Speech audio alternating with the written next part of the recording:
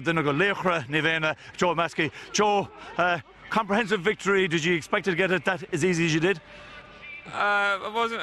We won by, I think it was 8 or 9 points, but it was a very, very, very tough match.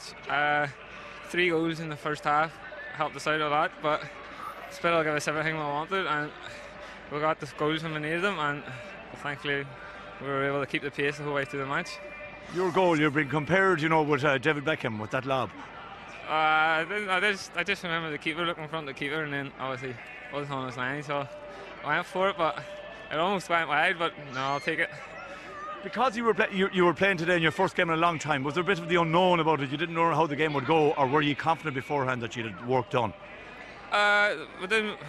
Football-wise, we weren't too good in the first half, but we were putting the work in, and I thought that stuck by us. And then, as you've seen there in the second half, we were able just to keep working, and just keep that 8 or 9 points. And to be first spell, they did give us that rally, but thankfully we bounced back. Samo's watching here. He's afraid he's going to lose you to football. Is there any danger of that? No, no worry about that. Back to hurling soon, but I'll focus on football for the moment. So 3 weeks' time, looking forward to another Ireland final. Good time to be in NaomhEanna. Oh yeah, class. Croke Park, 5 o'clock, Saturday the 9th. I can't wait. Like 3 weeks can't come quick enough. And maybe a special cake baked? Well, we know cake's baked tomorrow anyway. I'll not be in work tomorrow, but no. Work from my dad, so hopefully give me a few days off. Well done, Joe, and best of luck to you in the final.